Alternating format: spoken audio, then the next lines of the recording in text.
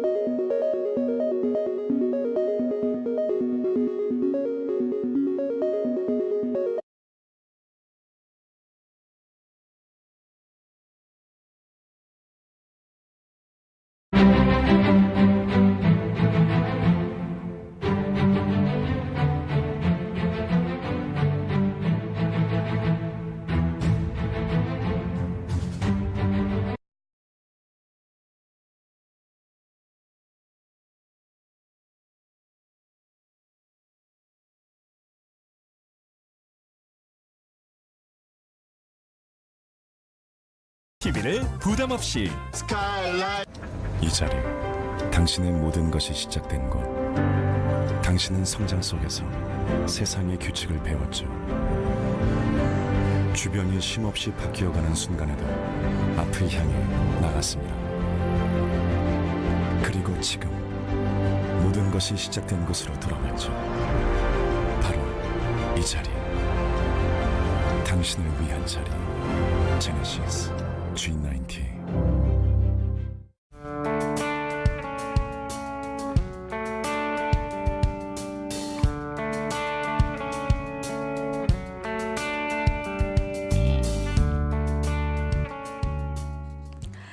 투자 오후 증시 2부 시작하겠습니다.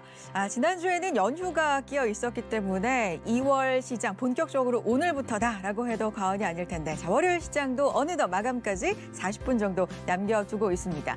이 설 연휴를 전후로 해서 시장의 공기, 분위기가 미묘하게 바뀌고 있다는 점 여러분도 눈치채고 계십니까? 코스피보다는 코스닥 쪽이 상대적으로 견조한 시장 흐름이 이어지고 있는데요. 자, 이런 시장 분위기 속에서 2월에는 이익을 내기가, 수익을 내기가 코스피보다는 코스닥 쪽이 더 나을 것이다라는 의견이 많아지고 있는 상황입니다.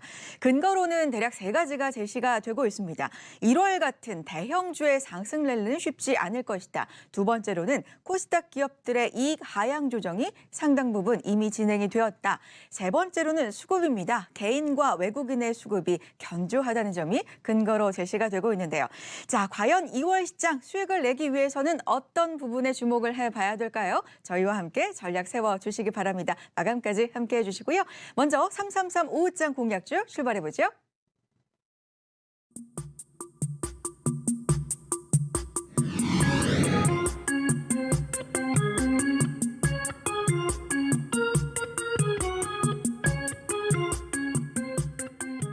네, 세 종목에 대한 3인 3색의 투자 전략 세워보고요. 한 분의 자세한 의견도 함께 하겠습니다. 자, 오늘은요. 유한타증권 금융센터 선등점의 박진희 부장 전화 연결해 보도록 하죠. 부장님 안녕하세요. 네, 안녕하세요. 네, 세 종목 먼저 공개하고 이야기 나눠보겠습니다. 자, AP 시스템 그리고 HLB, 나스미디어가 오늘의 333 오후장 공략주입니다. 세 분의 의견 한꺼번에 확인해 볼게요. 자, AP 시스템에 대해서는 박진희 부장님을 제외하고 두 분께서 부정적인 의견, 오프, 불을 꺼주셨습니다. 그렇지만 HLB와 나스미디어에 대해서는 만장일치로 긍정적인 의견 확인해 볼 수가 있는데요. 이유가 궁금해지네요. 바로 확인해 보겠습니다. 자, AP 시스템인데요. 삼성 OLED 투자 부분을 긍정적으로 박진희 부장님께서는 짚어주셨는데 두 분께서는 단기적으로 급등했다는 점 과 추가 반등은 제한적이라는 점, 주가적인 측면에서 다소 부정적인 의견을 주셨어요. 부장님 어떻게 봐야 될까요? 네, 지난번에 제가 AP 시스템 한번 추천드린 이후로 지금 현재 한 20%가량 올라 있는 상태인데요. 지금 그럼에도 불구하고 다시 한번 말씀드리고자 하는 이유는 삼성의 투자의 방향성을 좀 보시라고 말씀을 드리고 싶습니다. 삼성 최근에 나오는 뉴스 같은 거 보시면 아시겠습니다만 충청도 쪽에서의 일단 건축 허가, 건설 허가 이런 부분들이랑 그다음에 삼성의 엔지니어링이 증설하는 부분에 대해서 수주받고 있는 부분들 이런 부분에서 약간 눈치를 채신다라면은 삼성전자는 분명히 지금 OLED 증설 쪽으로 방향을 잡고 있습니다. 특히 이제 4월 달에 이제 뭐 허가 나오고 뭐 얘기 나오겠습니다만은 이제 QD OLED 이제 퀀텀 다시죠. 이쪽에 대한 투자 진행하고요. 그다음에 하반기까지 OLED 뭐 중소형도 마찬가지가 되겠습니다만은 계속적으로 투자할 것으로 보여지고 있습니다. 작년 1년 내내 미뤄왔던 A5 라인에 대해서 증설 가능성 상당히 높아지고 있다라고 보겠습니다. 그래서 1년 내내 작년에 빠졌던 OLED 섹터 장비주들과 부품주들, 소재주들, 섹터주들에 대해서는 계속적인 관심을 당부드리기 위해서 오늘 다시 한번 좀 말씀을 드리겠는데요. 일단 실질적으로 지금 가장 QLED 쪽만 놓고 본다라면 SFA가 가장 큰 수혜를 볼 수 있을 거라고 보고 있습니다. 원익 IPS도 수혜를 보는데요. 원익 IPS 같은 경우는 반도체를 같이 가지고 있기 때문에 지금 살짝 지금 탄력이 죽어서 약간 옆으로 누워있는 상태라고 보시면 되겠는데 AP 시스템도 마찬가지입니다. AP 시스템도 QLED보다는 하반기에 OLED 특히 이제 중형 뭐 이런 쪽에 더 초점이 맞춰져 있고 QLED 쪽도 수혜를 보긴 봅니다. 그래서 이런 부분들 좀 간단하게 좀 정리를 해본다라면 이제 소재 쪽에서 이제 덕산 네오룩스가 이제 삼성전자에 계속적으로 수혜를 볼 수 있고요. 방금 말씀드렸던 원익 IPS, AP 시스템 그 외에도 뭐 몇 개 더 말씀드린다라면은 뭐 관련되어 있는 ICD라든지 그다음에 뭐 필옵틱스 이런 종목들도 계속 수혜를 볼 것으로 기대가 되고 있습니다. 그래서 오히려 조정이 온다라면 조정을 두려워하시지 말고 계속적으로 방향성을 좀 맞춰가시기를 좀 바라겠습니다. 그래서 지금 28,400원인데요. 사실 오늘 아침에는 27,650원까지 밀렸었습니다.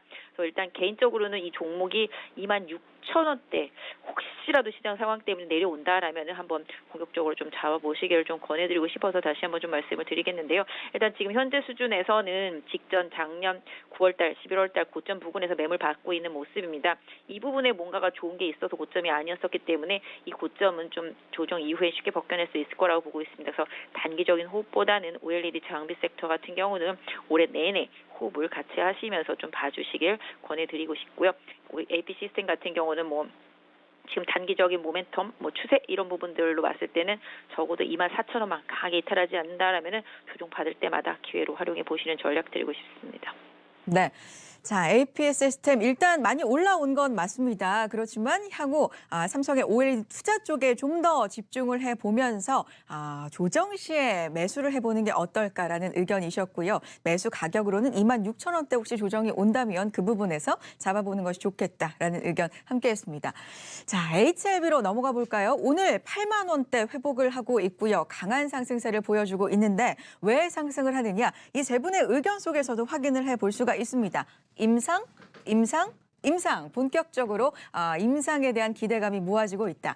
간과 위암 치료제에 대한 임상이 본격화될 것이다라는 기대감이 모아지고 있는데요. 어떻게 봐야 될까요? 네, 오늘 시장 보시면 전체적으로 바이오 섹터주들 흐름이 좋습니다. 대형 주도주들이 지금 약간 지수를 끌고 올라온 이후에 좀 탄력이 떨어지다 보니 제약 바이오 섹터주들 특히 오늘 이제 샌드박스 규제 관련해서 마크로젠에 대한 기대감 높아지면서 바이오 섹터주들 규제에 대한 어려움 이런 부분들 좀 해소되는 부분들이랑 라이센스 아웃에 대한 기대감들 어우러지면서 전체적으로 시장 흐름 이어지고 있는 것 같습니다. 최근에 흐름이 바닥을 확실히 좀 잡은 모습들이 나타났죠. 지난주 목요일 금요일서부터 좀 느낌이 왔었습니다. 그런 모습들이 좀 나타나고 있고 오늘 보시면 뭐 한미약품도 강하게 같이 좀 반등해주고 있는 모습이고요. 최근에 뭐 오스코텍도 바닥에서 꽤 많이 올라 있는 모습 보실 수가 있겠습니다. 뭐 물론 지금 HLB 말씀드리고 있습니다만은 지난주부터 뭐 셀트리온 그룹주들도 바닥을 잡는 모습들이 좀 나타났고요. 종목들이 서서히 바닥권에서 강한 흐름들을 좀 만들어가고 있습니다. HLB 같은 경우도 작년 연말부터 계속 이제 일정 부분 일본 쪽 애로에 대한 얘기들이 좀 나왔었는데 이게 좀 지연되면서 주가가 좀 많이 빠졌습니다. 이런 부분 이제 회사랑 좀 통화를 해봤을 때 상반기 중에 좀 가능하지 않겠냐라는 뉘앙스의 좀 얘기들을 좀 해주고 있는 것 같고요. 임상 3상도 이제 시작하지 않겠냐라는 기대감이 있는 것 같습니다. 일단 글로벌 임상 같은 경우 이제 FDA를 뭐 FDA와 협의 진행 중이라는 뭐 뉴스 보신 것 같습니다. 그래서 일단 궁극적으로 임상 3상이라든지 또 추가적인 애로 기계대감 이런 부분들이 좀 HLB의 흐름에 좀 영향을 주고 있는 것 같습니다. 최근에 바이오메드나 신라젠 탄력이 좀 많이 떨어져 있지만 HLB 먼저 많이 빠져 있었기 때문에 흐름 좀 만들어내고 있는 것 같습니다. 지금 현재 주가상으로만 놓고 본다면 60에서 살짝 넘어서 있는 상태죠. 단기적으로 한 78,000원대 지지선 형성되어 있습니다. 이 지지선 지지력 한 번 더 확인하시고 조정 시에는 한번 접근해 보시는 전략 유효할 것 같고요. 바이오 섹터 전반이 작년에도 그랬습니다만은 2월 중순을 기점으로 해서 실적 발표가 어느 정도 좀 마무리되고 나면 3월, 4월 달에 시세를 내는 경향이 짙습니다. 그래서 이미 실적을 발표한 기업들 위주로 해서 이번 주 다음 주까지 해가지고 계속적으로 좀 체크하시면서 실적 발표하고 지수 견인력이 있는 또 임상 3상의 글로벌 신약 업체들에 대해서는 꾸준히 좀 관심 갖고 보실 것을 좀 권해드리고 싶고요. 최근에 이미 제넥신 같은 경우가 이제 해외 쪽 레포트 영향으로 급등하기도 하지 않았습니까? 오늘 HLB 같은 경우도 15만 원짜리 레포트가 나오긴 했습니다만은 아직까지 좀 더 기대하는 부분 좀 크다라는 점에서 봤을 때 HLB도 조정 시마다 좀 꾸준히 관심 갖고 보셨으면 좋겠습니다. 네, HLB를 비롯해서 오늘 전반적으로 흐름이 좋은 제약바이오에 대해서도 언급을 해주시고 짚어주셨습니다. 참고해 보시고요. 자, 세 번째 종목, 오늘의 마지막 종목입니다. 나스미디어 살펴보도록 하죠. 올해 실적 개선 기대감, 조정 시 매수 가능하다, 실적 턴어라운드 가시화, 세 분 모두 긍정적인 의견을 주시면서 실적 이야기가 좀 많이 보이는데요. 이 나스미디어 1월 동안에 사실 주가 흐름이 괜찮았거든요. 2월 들어서는 약간 주춤한 모습인데 어떤 전략 필요할까요? 네, 개인적으로 나스미디어 같은 경우는 사실 좀 작년 4분기 좀 실적이 많이 안 좋았었기 때문에 주가가 미리 좀 선반영해서 많이 빠졌다라고 보고 있습니다. 특히 뭐 온라인 광고라든지 뭐 각종 통신사의 TV 광고라든지 뭐 게임 섹터주들에 대한 이제 온라인 광고라든지 이런 부분들 계속적으로 유용하게 작용할 거라고 보고 있습니다. 그래서 일단 작년에는 실적 4분기 상당히 좀 안 좋았지만 올해는 서서히 이제 글로벌적으로 광고 많이 나올 것 같습니다. 그래서 기업들 온라인 광고라든지 이런 시장이 점점 커지고 이제 IPTV 광고 이런 부분들 쪽에서도 온라인 이제 업체들에 대한 광고 계속적으로 좀 나스미디어 쪽으로 이어질 거라고 보고 있기 때문에 나스미디어는 오히려 좀 조정을 좀 기회로 활용해 보시면 어떨까 싶습니다. 사실 거래량이 많지 않기 때문에 개인 투자자분들이 단기 접근보다는 약간 좀 중기적인 접근을 하시길 좀 권해드리고 싶고요. 이 종목 같은 경우 사실 개인적으로는 한 2만 한 9천 원대에 이때가 참 좋았겠다라는 생각을 하고 있지만 지금 최근에 좀 살짝 좀 다운되면서 가격적인 메리트가 서서히 좀 생겨나고 있는 구간인 것 같습니다. 일단 구간적으로 봤을 때 21선이 한 32,800원, 약 한 33,000원 정도, 이 정도에 있습니다. 이 정도 가격대 좀 들어온다라면 좀 분할 매수하기 시작하셔서 한 32,000원에서 31,000원대까지 혹시 모를 조정이 온다라면은 조금 매수해서 끌고 가신다라면은 개인적으로는 적어도 4만 원은 넘어가는 부분이 충분히 있을 수 있다라고 보여지고 있습니다. 뭐 물론 좀 더 길게 흐름을 가져가면 4만 원대 중반 이상도 좀 볼 수 있지 않나 싶은데요. 단기적으로 오늘 좀 조정이 들어와서 미리 조금 가격적인 부분들을 좀 말씀드리기 위해서 오늘 이 종목을 골라봤는데 아까 말씀드린 대로 한 32,000원에서 33,000원 그 사이대 가격이 좀 들어온다라면은 한번 그 당시에 좀 한번 적극적으로 분할 매수 쪽으로 한번 접근해 보시는 전략을 좀 드리고 싶고요. 기본적으로 지금 추세상으로는 한 3만 원 정도가 마지노선이라고 보시면 될 것 같습니다. 네, 3335장 공략주 이렇게 세 종목이었습니다. AP시스템, HLB, 나스미디어에 대한 세 분의 의견 다시 한번 확인해 보시고요. 오늘 자세한 의견은 유한타증권 금융센터 선인점 박진희 부장과 함께했습니다. 고맙습니다. 네, 감사합니다. 네, 자, 장 후반으로 가면서 코스닥은 상승폭을 키우고 있고 코스피도 상승 반전을 지속적으로 시도하고 있네요. 마지막으로 시황 꼼꼼하게 확인해 보시고요. 마감 전략까지 함께해 주시기 바랍니다. 시황센터 연결해 보죠. 네, 오늘은 일본 시장이 휴장인 가운데 중국 증시가 강합니다. 우리 시장은 오늘도 코스닥이 더 힘을 내주고 있는데요. 시장엔 외국인이 키를 주고 있습니다. 먼저 국내 지수 체크해 보시죠. 코스피가 0.08% 강보합권에서 지금 상승 전환 시도 계속 나오고 있습니다. 2178포인트 지나가고 있고요. 코스닥은 상승폭 확대 시도 나옵니다. 0.69% 거의 0.7%가량 상승을 하면서 733포인트 지나가고요. 선물 시장도 지금 강보합권 권에서 282선 나타내주고 있습니다. 먼저 유가증권 시장 장중 흐름 따라가 보겠습니다. 낙폭을 축소하려는 시도 나오고요. 지금 상승 전환이 계속 나오고 있는 상황인데요. 하지만 외국인이 매도로 일관을 하고 기관까지 매도로 전환을 하면서 지수는 좀처럼 위로 강하게 뻗어나가지는 못하는 상황입니다.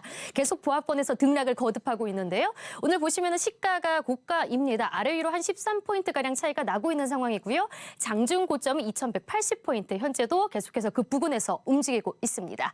수급 보겠습니다. 외국인이 이틀째 매도하고 있죠. 주로 반도체 쪽을 팔고 있는 상황이고요. 기관은 매수로 전환을 했다가 다시 또 매도로 전환했습니다. 2시 구간에 다시 매도로 전환을 했는데요. 현재 외국인은 1,111억 원 매도, 기관도 131억 원 팔고 있습니다. 하지만 개인 쪽에서는 1,080억 원 매수 우위 나타냅니다. 그럼 코스닥 보시죠. 아주 강하진 않지만 코스피보단 양호한 흐름 계속 보여주고 있습니다.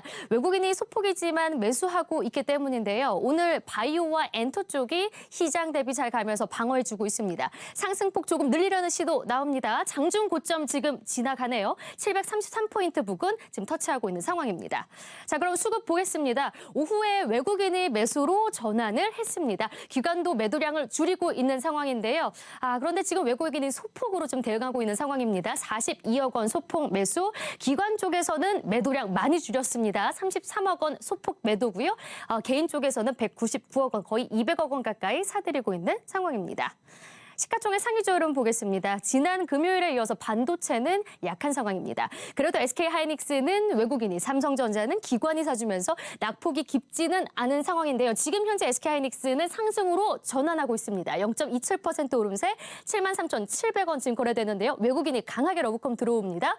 반면에 지금 삼성전자도 지금 낙폭을 줄여가면서 지금 보합권에서 계속 거래되는 모습이고요. 오늘 현대차 그룹주들도 잘 가는 모습입니다. 현재 2% 가까이 오름세입니다. 셀트리온은 지금 보합권에서 머물고 있는 상황입니다. 그럼 코스닥 시가총액 상위주 보겠습니다. 대체로 다 빨간불입니다. 셀트리온 헬스케어 흐름 오늘 양호하죠. 1.7%가량 상승세 보여줍니다.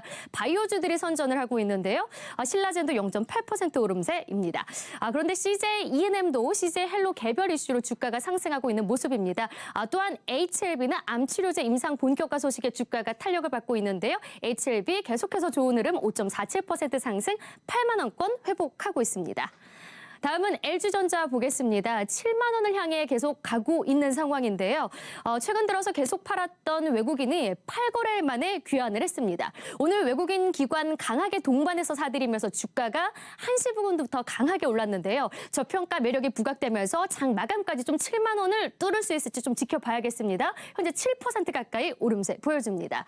다음은 오늘 장중 내내 빠지고 있는 KB금융 보겠습니다. 은행주가 전반적으로 못 가는 가운데 KB금융은 지난해 실적도 예상보다 부진하게 나오면서 주가는 밑으로 방향을 잡고 있는 상황인데요. 3.4%가량 하락세 나타냅니다.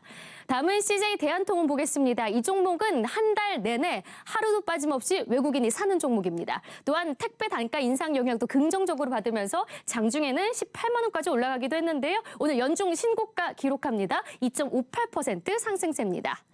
네, 다음은 내일 4분기 실적 발표를 앞둔 기업들의 실적 예상치 확인해 보겠습니다. 먼저 롯데케미칼 확인해 보시죠. 지난해 4분기 매출액이 3조 7,217억 원으로 전년 동기 대비 7.7% 감소할 것으로 보입니다. 영업이익은 73% 더 큰 폭으로 줄은 1,905억 원을 기록할 것으로 예상됩니다. 매출 추이 확인해 보시죠. 지난해 3분기가 나쁘진 않았는데요. 4분기에는 직전 분기 대비해서 5천억 원 이상 줄어들 것으로 보이면서 부진한 매출이 예상되고 있습니다. 영업이익 추이 보시죠. 작년 2분기까지 7천억 원을 넘어서면서 양호한 흐름을 이어가다가 3분기에 5천억 원으로 줄어들었습니다. 그리고 4분기에는 큰 폭으로 줄면서 2천억 원도 채 되지 않는 영업이익을 보일 것으로 예상됩니다. 그래도 최근 증권사에서는 모두 매수 의견을 제시했습니다. 증권사 의견 확인해 보시면요. 이베스트 투자증권은 목표가 36만 원 가장 보수적으로 잡았고요. 키움증권은 40만 원으로 가장 높게 제시했습니다. 다음은 NC소프트 보겠습니다. 본격적으로 게임주들의 실적 발표가 시작이 됐는데요. NC소프트의 지난해 4분기 매출은 전년 동기 대비 24% 감소한 4,042억 원을 기록할 것으로 보입니다. 영업이익도 31% 줄어든 1,298억 원이 예상됩니다. 매출 추이 보시죠. 전반적으로 우하향입니다. 지난해 1분기부터 5천억 원 아래로 내려오면서 점점 줄었고요. 4분기에는 3분기보단 조금 증가하지만 전년 동기 대비 1,000억 원 이상 감소할 것으로 예상됩니다. 영업이익 추이도 보시죠. 지난해 1분기가 가장 양호했고요. 그 이후로는 계속 하향세였습니다. 게임 신작이 부진했기 때문인데요. 4분기에도 직전 분기 대비 전년 동기 대비 줄어들 것으로 예상됩니다. 최근 증권사 의견 보시면요. 이 투자 의견 모두 매수고요. BNK투자증권이 목표가 52만 원으로 가장 낮게, 그리고 이베스트 투자증권은 68만 원으로 가장 높게 제시했습니다. 네, 지금까지 시장 상황과 함께 두 기업의 실적 전망 살펴봤습니다.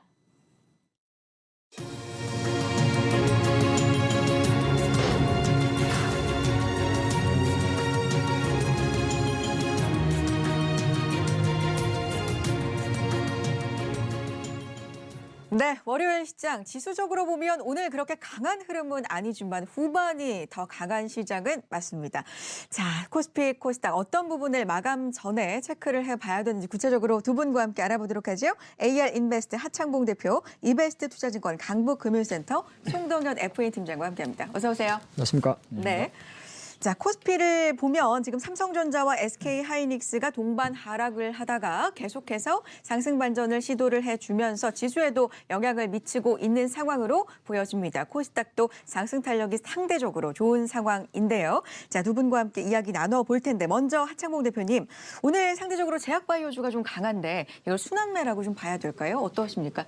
네, 사실 이제 우리가 투자를 하다 보면 네. 뭐 원래 추세적으로 뭐 계속 뭐 10%, 20% 상승한다든지 아니면 뭐 추세적으로 20%, 30% 하락을 하게 되면은 정밀하게 분석을 해야 됩니다. 네. 이 기업들이 왜 주가가 하락을 하고 상승하는지. 네. 근데 반대로 주가가 뭐 3%, 5% 또는 한 6개월 이상, 뭐 3개월 이상 행보를 하다가 반등을 하게 되면은 네. 보통 우리가 좀 시장의 어떤 수급의 이야기를 할 때 순환매다 그런 이야기를 좀 합니다. 저는 그래서 오늘 물론 이제 대부분의 종목들이 다 오르지는 않습니다. 네. 제약 바이오주 중에서도 뭐 일부 종목들이죠. 뭐 그렇죠. 셀트리온이나 삼성바이오로스는 움직이지 않습니다만은 코스피에 있는 전통 제약주들, 뭐 동아 ST, 한미약품, 유한양행 뭐 이런 녹십자 이런 종목들이고 또 코스닥에도 이제 오늘 보면 뭐 HLB 포함해서 상당히 많은 바이오 주식이 움직이는데 첫 번째는 삼성전자한테 이유가 있다 저는 그렇게 봅니다. 네, 삼성전자예요. 그렇게 좀 이상하죠. 네. 그게 왜 그러냐면 사실 이제 시장의 수급에 조금 포커싱을 맞출 수가 있는데 네.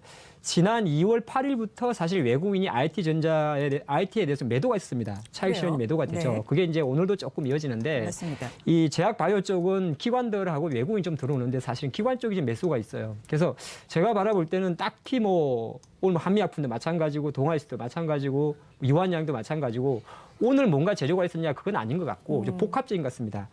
실제적으로 한 2주 전으로 시간이 거슬러 가는데요. 시장에는 그때는 영향이 미치지 않았습니다. 네. 정부에서 실제적으로 최근에 계속적으로 뭐 수수경제 로드맵도 마찬가지고 예타도 마찬가지죠. 네. 바이오 산업에 대해서도 약간 두리뭉실하게 제가 기억이 맞다면 한 2주 전으로 기억이 나는데 네네. 약간 규제 완화 이야기를 언급한 게 없지 않아 있긴 있습니다. 그러니까 정책 테마로 지금 돌아가고 있다라는 말씀을 하고 싶으신 테마라는 거예요. 것보다는 네. 사실 네. 순환매수적인 성격이 좀 크고요. 또 하나가 이제 한 가지 우리가 잊지 말아야 할 네. 거는 솔직히 동아IST, 한미약품, 뭐 유한양 이런 기업들의 주가가 최근 한 3개월 좀 쉬었지 않습니까? 네.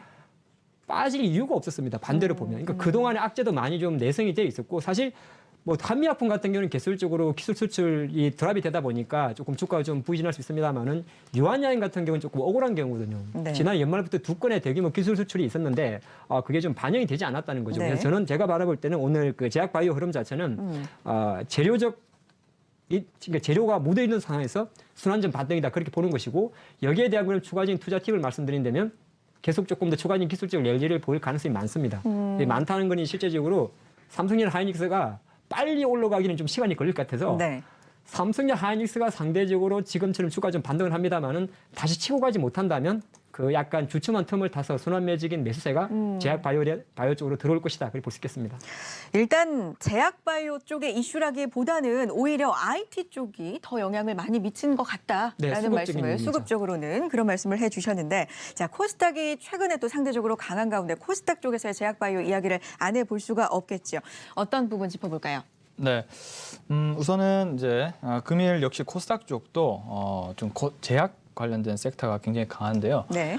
우선은 미국 쪽에서 제약사 리베이트 금지 법안이 입법 예고가 나왔습니다. 네, 이런 부분들이 이제 국내 시장에 좀 더 긍정적인 영향을 미칠 수 있는 부분이다라고 보고 있고요. 사실 미국 제약사 리베이트 금지 법안 이게 국내적으로 어떤 긍정적 영향을 미치는 건가요? 구체적으로? 네, 아무래도 이제 미국 쪽 같은 경우는 약값도 굉장히 비싸고 리베이트를 금지하게 된다면은 아무래도 품질이 좀 좋고 가격이 경쟁력으로 상대적인 있는 이제 우리나라 제품이라든지 다른 좀 상대적인 품질이 좋은 이제 아시아 쪽 네. 그런 제약 그 상품들을 좀 쓸 수가 있다는 건데요.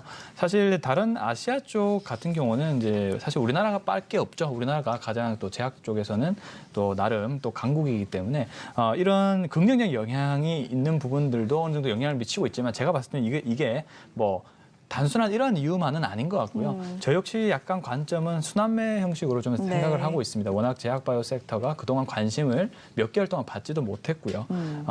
그럼에 따라서 또 지금 또 보시면 지수가 그렇게 많이 오르지 않았죠. 0.63% 정도 올랐는데 대형 어떤 그 제약 바이오 섹터가 오르기보다는 좀 중소형주 관련된 네. 제약 바이오 섹터가 일부 저점에 있는 제약 바이오 섹터들이 오늘 또 남북 경협적으로 좀 쉬어가는 네. 그런 흐름이죠. 그러다 보니까 지금 자금들이 상대적으로 좀 호재가 어느 정도 있고 좀 관심을 받을 수 있는 그런 제약 바이오 섹터 쪽에 수급이 좀 몰리고 있는 그런 현상을 받고 있는 것으로 해석하시면 좋을 것 같고요. 네. 또 지금 코스닥이 사실 코스피보다는 좀 덜 올랐습니다. 그런 부분들이 있어서 지수를 좀 맞추기 위한 그런 움직임들 이런 부분들이 상대적으로 아무래도 코스닥의 시가총액을 영향을 미칠 수 있는 부분들이 이제 제약 종목들이 많다 보니까 이러한 방향으로 수급이 쏠리고 있는 것이 아닌가라는 그런 판단을 하고 있습니다. 그렇군요. 자, 두 분과 함께 제약바이오 업종에 대한 이야기로 출발을 해봤는데 전체적으로 좀 종합을 해보자면 국내적으로, 국외적으로 정책적인 모멘텀도 분명히 있습니다. 여러 가지 이유를 찾아보자면 찾아볼 수 있지만 전반적으로는 어쨌든 순환매성으로 좀 해석을 해볼 만하다라는 말씀으로 정리를 해보겠습니다. 자, 그 다음 업종 넘어가 보도록 하죠. 어떤 부분 볼까요? 네, 아무래도 뭐 자동차주가 조금 반등을 합니다. 물론 이제 수소차 투자하시는 분들은 조금 힘듭니다만은 네. 그래도 수소차를 만드는 완성차의 주가가 안 빠지는 게 좋겠죠. 그 현대차. 관점 보면 되는데 네. 오늘 이제 현대차 3인방입니다. 현대차, 기아차, 뭐 모비스 대부분 한 세지는 않습니다. 네. 한 2% 상승은 하는데 이제 다른 코스피 내에서 사실 두드리는 업종이 없다 보니까 또 현대차의 어떤 상승세가 반등세가 조금 돋보입니다. 네. 사실 어제 그런 기사 나왔죠. 이제 7위도 못한다고 합니다. 멕시코한테 밀렸어요. 전체 이제 캐파 수를 좀 따지면. 네. 그러니까 현대차가 이제 분기에 우리나라 한국이 내수를 한 6만 대 정도 판매를 하고요. 해외 쪽에 25만 대니까 거의 뭐 5분의 1입니다. 5분의 1인데 물론 최근에 재료가 없는 건 아닙니다. 펠리세이드 효과. 펠리세이드가 실제적으로 보니까 차량을 신차. 네. 인수를 받기 위해서는 네. 시간이 꽤 걸린다고 해요. 네. 그게 마케팅적인 차원인지 그건 제가 알 수가 없습니다만 반대적으로 펠리세이드에 또는 펠리세이드 이제 SUV입니다. SUV인데 일단 효과가 좀 있다 보니까 네. 또 이제 국내 내수 쪽에서는 산타페가 오히려 이제 뭐 내수 시장에서 10만 대 이상 팔았다 그렇게 네, 했는데 네. 그건 너무 좀 크게 안 봤으면 좋겠어요. 네, 제가 현대차를 바라보는 관점에서는 아까 처음에 말씀드린 게 있죠. 내수와 해외는 비중이 내수가 한 5분의 1도 안 됩니다. 안 되기 때문에 산타페가 국내에서 10만 대 팔렸다고 해서 그 자체가 현대차 실적이 좋아지느냐 저는 그렇게 보질 않습니다. 보질 않기 때문에 현대차에 대한 장기적 그림은 실적으로 회복될 때까지는 주가가 뭐 현주가 수준에서 뭐 15만 원 이렇게 가기는 상당히 어렵다 보고 있습니다. 그래서 반대적으로 보면 그러면 많이 빠지느냐 네. 그거에 대한 이제 지문이 되게 중요하지 않겠습니까?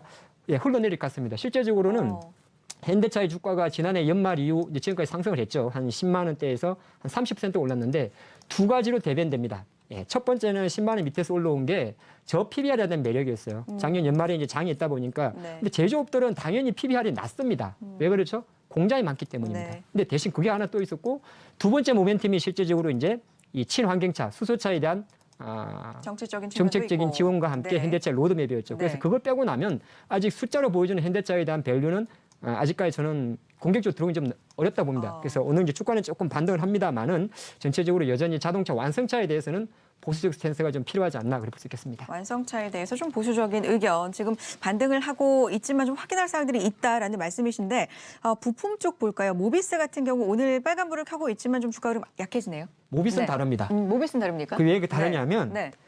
현대차가 차를 만들죠. 모비스는 그냥 돈을 조금 제가 편하게 말씀드리면 날로 먹는 겁니다. 왜 그러냐면 AS장이 나요. 그러니까 차량을 실제적으로 고장 나게 되면 그걸 고치는 AS 부품이라든지 장비를 팔기 때문에 물론 이제 다른 것도 합니다만은 지금 현대모비스를 말씀해 네, 주시는 거죠? 현대모비스입니다. 현대모비스를 말씀드리는데 현대모비스 같은 경우는 실제적으로 그 실적도 숫자도 잘 나왔어요.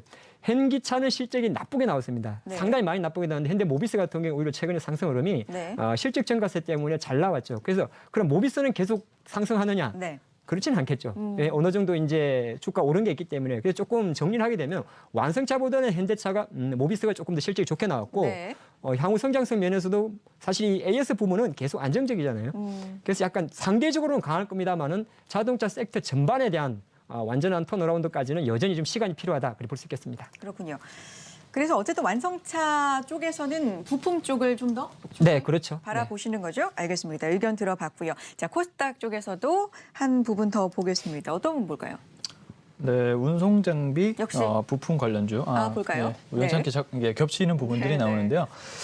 사실 조금 다르죠. 코스피와 코스닥 쪽의 운송 장비 부품주는 그 중에서도 이제 이 HLB가 더 좀 다르다고 볼 수가 있겠습니다.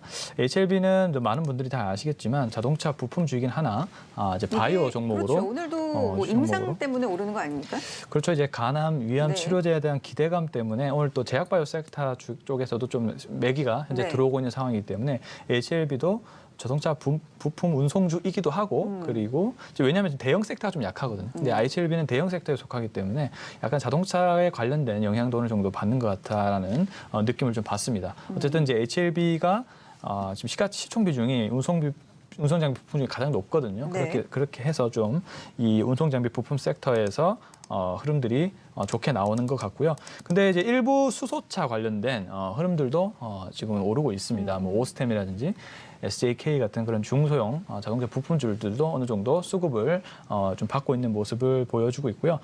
그런데 좀 한 가지 특이한 부분은 이제 아스트라는 종목인데요. 아스트요? 예, 아스트는 사실 제가 생각해도 좀 아쉬운 종목입니다. 왜냐하면은 아스트는 그 항공기 부품 제조 업체인데 굉장히 실적이 좋아요. 보잉의 또 단일 부품 중에서도 공급량이 계속 늘리고 있는 부분인데 최근에 주목을 받고 있는 부분들은 역시나 주주 행동주의 펀드라고 네. 하죠. 이 부분에 지금 크게 영향을 받고 있기 때문에 카이 투자 자문이 현재 김현 대표에 의해서 지분율이 2위거든요. 근데 그동안 주가가 오르지 않았단 말이에요. 왜냐하면 CB라든지 BW 물량이 너무 많아서 주주 가치를 좀 훼손시키는 그런 네. 부분들이 있었는데 그런 부분들을 이제는 주주 행동주의 펀드들이 나서서 계속적으로 적극적으로 움직이고 있는 겁니다. 그래서 그에 대한 영향으로 아스트의 현재 주가도 흐름도 계속적으로 좀 양호해지고 있는 상황이거든요. 원래 이렇게 해야 정상이 맞습니다. 굉장히 이런 부분들이 잘 되고 있다라고 저는 생각을 하고 있기 때문에 이런 상황에서 아스트란 종목도 주목을 해보시는 것도 좋다고 생각합니다. 왜냐하면 성장하는 업종이 잘 찾기가 힘든데 우리나라 항공산업도 역시나 우리나라 성장하는 산업 중에 네. 하나인데 이 아스트란 종목이 그동안 아쉬웠단 말이에요. 근데 이런 부분들이 지금 수급적인 모멘텀들이 좋게 나오고 있는 부분이 있기 때문에 아스트란 종목도 한번 관심 가지고 지켜보셨으면 좋겠습니다. 네, 자, 코스닥 쪽에서도 운송장비 부품 관련주 살펴봤는데 특징 종목 HLB, 아스트, 오스템까지 언급을 해주셨고요. 다음도 한번 보겠습니다. 상대적으로 강한 업종들 좀 말해봤잖아요. 네. 반대로 약한 업종도 좀 봤으면 좋겠어요. 약한 업종도 있고 네. 조금 쉬어가는 업종에 대한 관심도 쉬어가는 필요하겠죠. 업종. 그래서 증권주들이 조금 쉬고 있습니다. 네. 물론 이제 증권 업종은 사실 그렇게 액티비티한 섹터는 아닌데 그렇죠. 한 가지 이제 제가 판단할 때는 여전히 조금 관심을 가져가야 되는 섹터라 봅니다. 오늘 이제 좀 최근 일주일 동안 좀 빠졌던 거는 네. 또 시장도 사실 지난 4일 동안 코스피 조금 내렸었지 않습니까? 시장 관계 조금 연동되는 게 아쉬운데 네. 두 가지가 있습니다. 첫 번째는 증권주가 최근 한 5일 동안 하락한 이유. 첫 번째는 이제 지수가 같이 하락한 점. 네. 괜히 이제 지레 겁먹고 빠진 거죠. 그리고 두 번째는 사실 정권사들의 4분기 실적이 생각보다 좀 덜 나왔습니다. 네. 4분기다 보니까 물론 이제 그 신용 반대 매매로 수수료 수익을 좀 재미를 봤다 그렇게 볼 수도 있습니다만은 우리나라 정권사 중에서 50% 이상 위탁 브로커리지를 가져가는 정권사는 없습니다. 없기 때문에 물론 키움 쪽은 위탁 브로커리지 비율이 좀 높긴 높습니다만은 그것만으로 실적이 좋아졌다 보긴 좀 어렵고요. 근데 제가 왜 정권주에 대해서 말씀드리냐면 정권주가 지난 1월달에 잠깐 움직였지 않습니까? 그렇죠. 물론 이제 시장이 반등한 것도 있는데 가장 정권주를 볼 때는 거래 대금과 좀 같이 봐야 됩니다. 최근에 사실 거래 대금은 코스피, 코스닥 합치니까 대략 9조에서 10조 원 정도 나오고 있어요. 네. 이 정도 나오게 되면 10조 원만 전후만 나오게 되면 거래 대금은 그렇게 무난하다 그렇게 평가를 합니다. 근데 조금 포커스를 맞춰야 될 거는 물론 이제 조금 단계적으로 가져가겠습니다만 증권거래소의 폐지 논쟁은 상당히 증권주 입장에서는 어떻게 보면 호재로 작용할 수 있습니다. 네네. 여기서 이제 두 가지를 생각해야 되는데 첫 번째 이렇게 생각한 거죠. 개인 투자가 입장에서는 증권거래소의 인하랑 별로 상관없습니다. 왜 그러냐면 개인 투자가 입장에서는 세금 무서워서 주식 안 하는 게 아닙니다. 네. 주가가 빠지기 때문에 주식을 안 하고 포기하는 거지 그렇죠. 실제로 장이 올라가면 하게 됐거든요. 근데 증권거래소 폐지는 개인 투자가 입장입니다만은 기관 투자자 입장에서는 사실 상당히 그 거래 대금을 유발시킬 수 있는 요인이 됩니다. 왜 그러냐면 제가 정확히 기억은 안 나는데 제가 예전에 선물회사 다닐 때 네. 우리나라 정부에서 이 선물 프로그램 매매에 대해서 외국인에 대해서는 차익 거래에 대해서 비과세를 허용해주고 국가 지자체에 대해서는 닫아버렸습니다. 그래서 지금 프로그램 매매에서 국가 지자체는 매매가 없어요. 네네. 없기 때문에 물론 이제 그러한 프로그램 매매와도 연동이 되는 이러한 비차익 거래가 생기게 되게 되면 거래 대금은 증가할 수밖에 없습니다. 물론 그래서 당장에 인하는 안 할 거예요. 저는 그렇게 보고 있는데 어쨌든 말이 계속 나온다는 것 자체는 뭐 사실 우리가 누구나 다 알고 있지 않습니까? 이 그림이 어디로 갈지. 근데 이게 완전 폐지까지 일본도 한 10년 정도 걸렸다고 하잖아요. 10년이 걸려도 0.3%면 좀 사실 하루 오늘 10조 네. 거래되는데 하루에 300억씩 세금으로 가져가는 이 말도 안 되는 이야기거든요. 어쨌든 단계적으로는 줄여나갈 겁니다. 단계적으로 줄이고 네. 양도세를 늘리겠죠. 그래서 근데 실제적으로 양도세는 다음 문제고 증권거래소 인하하는 것 자체는 실제적으로 거래 대금을 증가를 유지할 수 있기 때문에 뭐 증권주는 제가 바라볼 때는 시장에 대해서 좀 좋게 보는 관점에서 네. 하락할 때마다 조금 그래도 계속 관심이 가는 섹터다 그렇게 볼 수 있겠습니다. 최근 좀 쉬어가는 업종, 증권 관련주 그래도 앞으로 주목해 볼만하다. 이 증권거래세 폐지 논의와 관련된 이야기를 좀 해주셨고요. 코스닥 쪽에서 마지막으로 짧게 업종 하나 살펴볼까요? 네, 지금 가장 움직임이 좋은 섹터는 역시 통신장비 섹터라고 좀 볼 수가 있겠습니다. 그동안 일단은 그 남북 경협주가 가장 큰 주목을 최근에 많이 받아왔기 때문에 오늘은 좀 쉬어가는 흐름이 좀 나왔다 보여지고요. 그동안 그래서 좀 성장 모멘텀은 있는데 오르지 못한 그런 업종들이 좀 상승을 이끌고 있는 것 같습니다. 그래서 통신장비 역시도 지금 5G 상용화가 이제 어느 정도 어느 정도 지금 다가왔기 때문에 네. 또 실적도 좋아지려고 하는 그런 흐름들이 계속 나오고 있기 때문에 통신장비주가 좀 고르게 상승을 했던 그런 움직임이 오늘 좀 보여주었습니다. 오이솔루션이라든지 제약이라든지 텔콘 RF 제약도 역시나 사실 그 통신주긴 하지만 제약주 또 같이 영향을 받고 있는 종목이기도 합니다. 그리고 이제 KMW까지 이렇게 종목들이 좀 상승하는 움직임이 보였다 이렇게 정리할 수가 있겠습니다. 통신장비 5G 관련주로 KMW, 텔콘 RFJ, OE솔루션 특징적인 종목으로 장 종료 살펴봐 5분 주셨는데 전입니다. 주가 흐름이 오늘 장 후반으로 가면서 계속해서 상승 탄력이 좋아지는 종목들입니다. 자, 여기까지 보겠고요. 동시효과 상황 살펴보겠습니다. 월요일 동시효과. 자, 코스피 0.18% 강보합권으로 상승 반전에 있는 상황입니다. 2180선이고요. 코스닥은 0.66% 빨간불을 켜고 있습니다. 733선 선물도 빨간불로 돌아서면서 0.14% 빨간불을 켜고 있고요. 자, 외국인 투자자들의 매도 물량 코스피 시장에서 줄어들면서 959억 원 매도 우위 보여주고 있고 외국인과 기관의 동반 매도는 포착이 되고 있군요. 코스닥 시장에서는 개인과 외국인의 소폭이지만 매수 우위가 포착이 되고 있는 상황. 코스피부터 살펴보겠습니다. 대표님. 네, 외국인 매도가 이제 조금 나오다 보니까 조금 우리가 이제 또 이 친구들 빠지는 거 아니냐 이렇게 네. 우려할 수 있는데 사실 장 초반보다는 조금 매도세를 좀 줄였고요. 맞습니다. 또 하나가 이제 업종별로 보이는 숫자는 960억입니다만 내용을 놓고 보면 사실은 전기전자 업종은 매수를 했고 이게 이제 지난 거래일과 다른 점이죠. 대신에 이제 운송 장비, 유통업종을 좀 매도했는데 뭐 아무래도 외국인들이 그래도 코스피 전기전자 업종을 매수한다는 거는 삼성의 하이닉스에 대한 여전히 반등 가능성이 남아 있는 거죠. 삼성전자와 오늘- 하이닉스 돌아섰죠? 네, 대표님. 오늘 골드만삭스 했었는데 네. 골드만 이 친구들은 원래 좀 안 좋습니다, 질이. 그러니까 골드만 네. 모간 애들보다 더 나쁜 얘들이 거의 이거 피관론자입니다. 지금까지 하이닉스 반도체 고점 넘 맨날 골드만하고 이 모간 스탠리하고 네. 같이 돌아가는데 하여튼 그 친구들은 원래 피관론자이기 때문에 오늘 반도체 고점 이야기 나왔습니다만은 누가 그러면 고점 아니라 그랬습니까? 다 시장은 지금 고점을 보고 있습니다. 다만 이제 삼성 하이닉스가 올해가 과연 어느 타이밍에 저점을 찍느냐 그 네. 관점 때문에 사실 반등을 한 거거든요. 그래서 실제적으로 물론 이제 하이닉스, 삼성전자가 마냥 좋다고는 하지 않습니다만은 네. 외국인의 전체 스탠스 면에서는 아마 투탑에 대해서는 매수 들어오지 않을까 그렇게 볼 수 있겠고요. 셀트리온 주주분들은 좀 아쉬울 수 있습니다만은 오늘 제약바이오 다 가는데 왜 우리는 안 가나 이렇게 볼 수 있는데 예, 때가 되면 갈 것 같습니다. 예. 어차피 시장이 돌고 돌기 때문에 제가 볼 때는 실제로 장 제약바이오주가 종료 3분 2월 달에 좀 전입니다. 부진하긴 합니다. 통상적으로. 네. 근데 2월 달에 부진한 제약바이오는 어떤 제약바이오를 말하냐면 백도어한 회사들입니다. 그러니까 제조업인데 적자 기업에 뭐 바이오 붙여서 주가 움직인 시가총액 2천억 미만의 작은 회사들 있죠. 네. 근데 그런 걸 빼고 나면 나쁘지 않지 않나 그렇게 볼 수 있겠고요. 한국전력이 최근에 좀 반등하는 게 상당히 고무적인데 뭐 한국전력 같은 경우는 사실 2017년도, 8년도 가장 많이 빠졌던 섹터이기 때문에 실제로 최근에 유가 하락이라든지 원가적인 측면이 상당히 붙지 않나 그렇게 볼 수 있습니다. 근데 금융주는 왜 빠졌죠? 예, 금융주 오늘 좀 많이 빠진 것 같습니다. 예, 금융주는 제가 솔직히 말씀드렸습니다. 오늘 빠진 이유를 찾지 못했는데요. 뭐 아무래도 금융주는 올해 좀 제가 천천히 스탠스를 말씀드리면 KB금융, 신한주주 포함해서 금융주는 상당히 저ROE 종목이긴 합니다. 그러니까 실제적으로 자본이익 대비해서 실제 주가는 상당히 저평가인데 올해도 저는 개인적으로 힘들 거라 보고 있습니다. 그 이유는 첫째는 미국이 실제적으로 금리를 지금 올해 상반기도 인상 안 할 확률이 되게 네네. 높고요. 두 번째는 이 최근에 이제 우리나라 부동산 경기 때문에 실제적으로 아마 주택 대출에 대한 어떤 크레딧 자체가 좀 죽지 않을까 그렇게 볼 수 있기 때문에 금융주의 흐름은 좀 약하다 그렇게 볼 수 있겠고요. LG전자가 오늘 좀 많이 오르는 것 같습니다. 맞습니다. LG전자까지 보도록 하죠. 과연 LG는 언제 스마트폰에 흑자를 낼까요가 제 최대 관심사인데 좀 어렵겠죠. 근데 이제 다음 주입니다. 2월 10일, 20일 날 삼성은 갤럭시 S10을 출시하게 되고요. LG전자 같은 경우는 ThinkQ8 네, 그래서 이제 G5G 폰을 MWC에서 공개를 하게 되는데 일단 스마트폰에 대한 모멘텀은 조금 낮다 네. 하더라도 뭐 아무래도 실적에 대한 선 반영이 좀 바닥을 지지하지 않나 그렇게 볼 수 있겠습니다. 알겠습니다. LG전자 현재 6%, 7%에 가까운 상승을 보여주고 있습니다. 코스피 상황 살펴봤고요. 자, 코스닥으로 가보겠습니다. 코스피도 지금 시가총액 상위 종목들 대부분이 빨간불을 켜고 있고 코스닥도 마찬가지죠. 볼까요? 네, 일단은 앞서 말씀드린 대로 일단 코스피보다는 코스닥이 좀 덜 오른 네.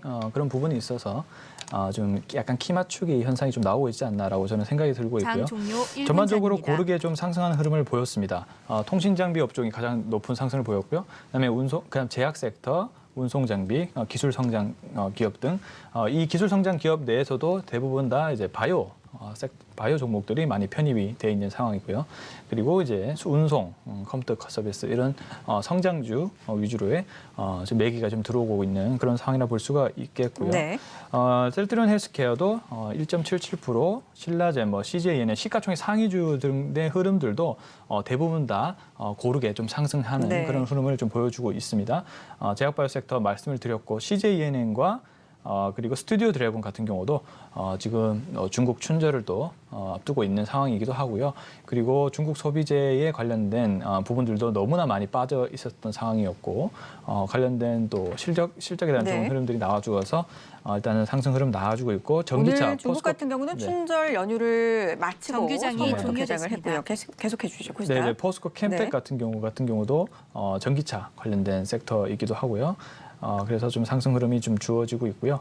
대부분 이제 코스닥의 시가총액은 고르게 좀 상승을 했다라고 좀 볼 수가 있겠습니다. 알겠습니다. 여기까지 듣겠습니다. 자, 양 시장이 빨간불로 돌아서면서 이어가고 있습니다. 종가 확인하고 오죠.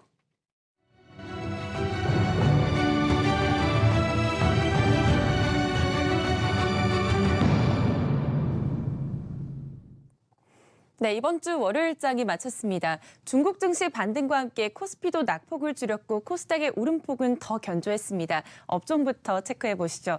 코스피 전기전자 업종 상승분이 꾸준했습니다. 시장이 오전 중엔 다소 부진하면서 현재 1%대까지 오름폭 키웠고요. 운수 장비도 1.3% 가까이 빨간불을 이어갔습니다.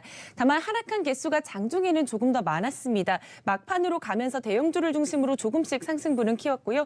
반대로 하락한 건 통신업종 0.5% 약세로 마쳤고 건설도 0.5% 약보합 수준에서 마감했습니다.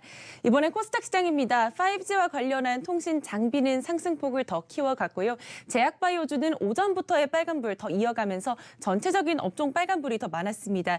통신 장비가 2.6% 가장 높은 빨간불로 마감했고요. 제약업종도 2%, 유통업종도 1%대 동반 강세 속에 마감했습니다.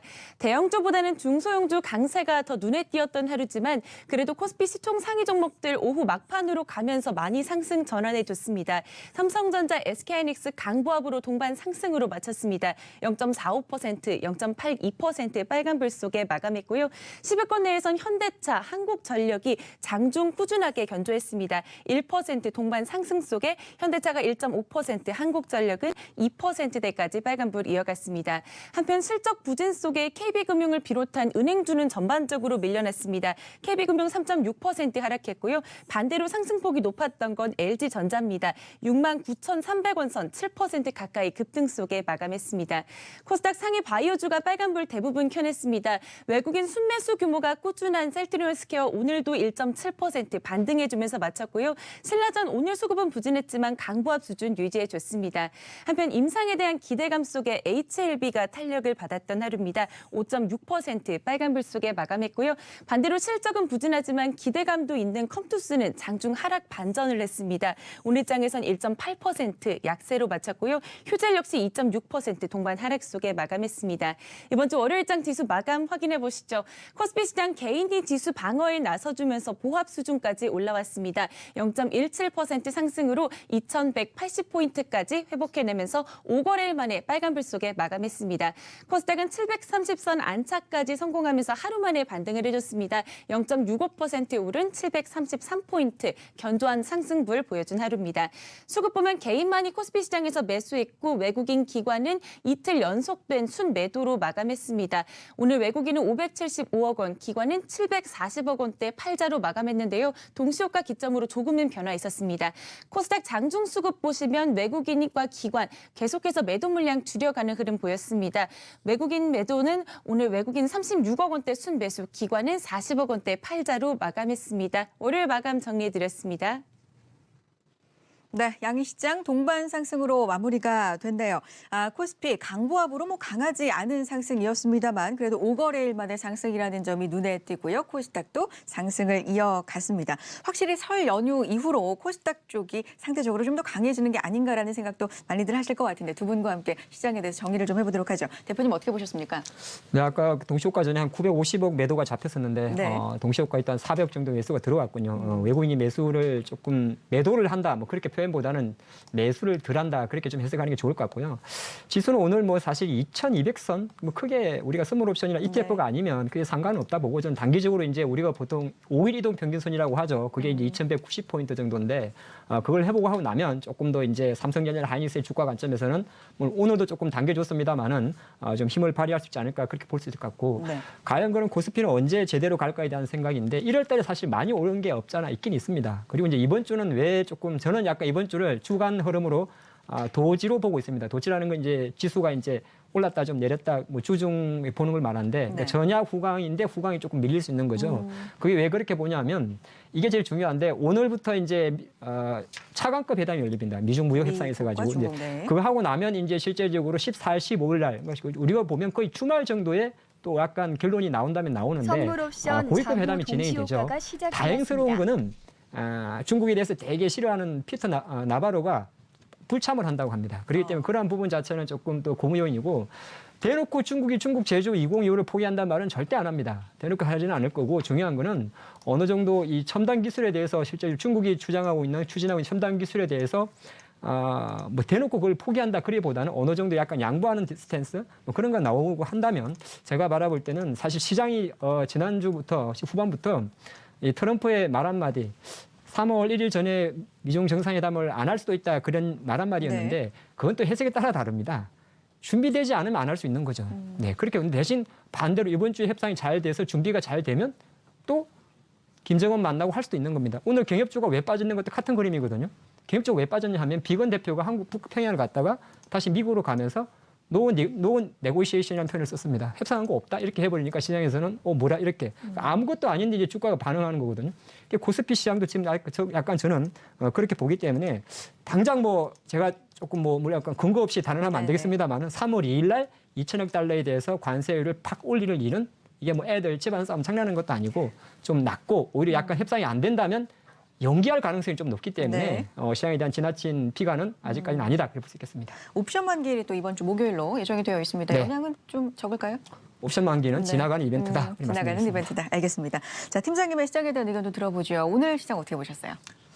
네, 사실 오늘 시장 같은 경우는 좀 조정을 올 거라고는 생각을 좀 했었는데 다행히 막판에 이제 코스피 같은 경우는 또 좀 장중 조정권을 유지해주다가 막판에 이제 상승으로 돌아섰고요. 코스닥의 흐름이 좀 더 좋게 나왔던 그런 상황입니다. 다만 저는 아직까지는 조금 더 조심해야 될 부분이 앞서 말씀드렸다시피 코스닥이 덜 올랐기 때문에 코스피보다 좀 더 지금 상승 모멘텀을 받고 있는 상황이라 보여지고 있고요. 네. 이제 무역 협상에 대한 부분들은 저도 긍정적으로는 보고 있지만 단기적으로는 지금 또 옵션 만기일 포지션과 겹쳐서 본다면은 일단은 긍정적인 그런 부분이 있더라도 지금 코스닥도 너무 많이 상승했던 부분이 있기 때문에 한두 차례 조정이 좀 올 수 있다라고 저는 판단을 하고 있습니다. 그렇기 때문에 일단 수급적인 그런 부분을 가지고 저는 좀 조심을 해야 되는 시점이다라고 생각을 하고 있고요. 단기적으로 생각을 하고 있습니다.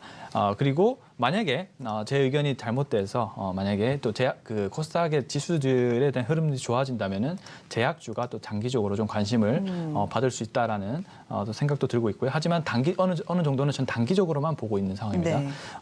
전반적으로는 아직까지는 지수가 흐름이 적극적으로 좋아지는 흐름보다는 개별적인 모멘텀이 있는 그런 종목들 위주로 접근하시는 게 더 낫지 않나 이렇게 판단을 하고 있습니다. 네, 두 분의 시장에 대한 의견까지 정리를 해봤고 범위 좁혀보죠. 어떤 업종 또는 종목에 좀 관심을 가져볼까요, 대표님? 네, 저는 이제 IT 중에서 2차 전지 관련주들은 작년에 참 힘들었습니다만 이제 그 전에 힘들어가지고 이제 좋아가지고 작년에 좀 많이 빠졌었는데 이 포스코 캠텍 같은 경우는 사실 지금 계속 좀 관심이 간다 그렇게 볼 수 있을 것 같습니다. 4분기 실적은 기대치보다는 조금 낮게 나왔습니다. 한 320억 정도 전망을 했는데 한 290억대 후반이 나왔어요. 그래서 전체 연간으로 제가 체크를 해봤더니 작년도 1,063억 원. 그러면 이제 2017년도 1,040억과 거의 대동소이합니다. 네. 그래서 실제적으로 실적은 조금 작게 나왔는데 오히려 이제 이렇게 좀 볼 수 있죠. 이제 계속적으로 지난해부터 진행되어 왔던 이 관계회사죠. 포스코 ESM 양극재 회사인데요.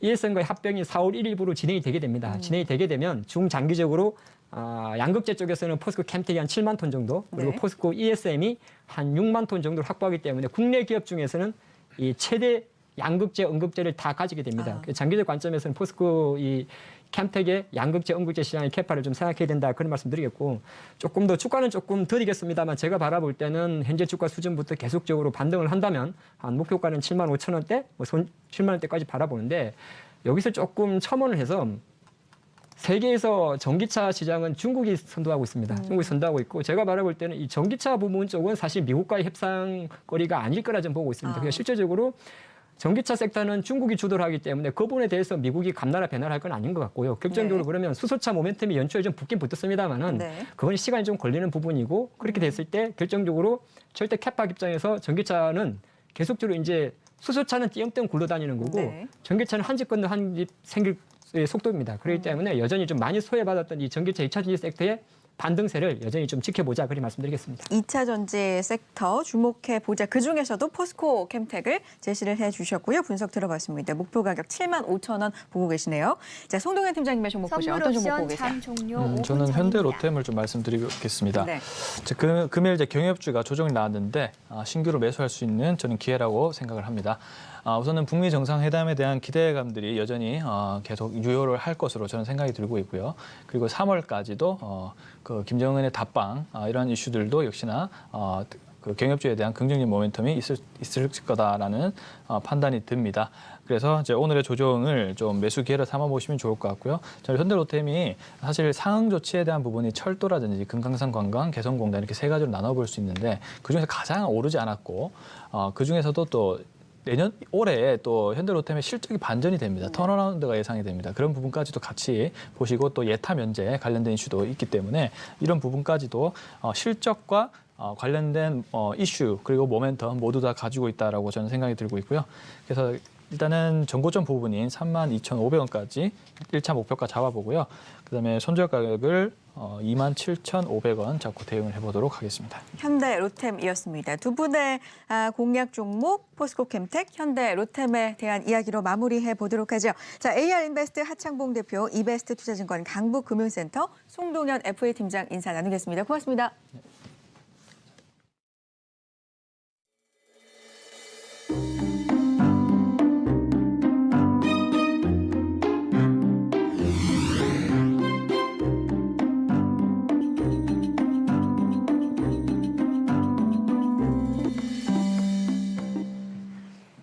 네, 한 분 더 내일 시장에 대한 전략과 공략 종목까지 이야기 들어보겠습니다. 오늘은요, 유진투자증권 잠실지점 우원명 부장 이야기 들어볼까요? 전화 연결되어 있습니다. 안녕하세요. 예, 안녕하십니까. 네, 자, 시장이 일단 빨간불로 동반 상승하면서 마무리가 됐습니다.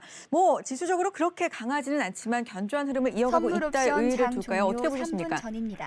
일단 뭐 수급적으로 지난주 금요일에 이어서 오늘도 이제 외국인 매물이 코스피 시장에서 좀 나왔는데요. 뭐 그래도 다행히 중가물에 보시면 한 1,000억대 이상 매도였다가 외국인들 같은 경우는 뭐 570억 정도 순매도로 마감을 했고요.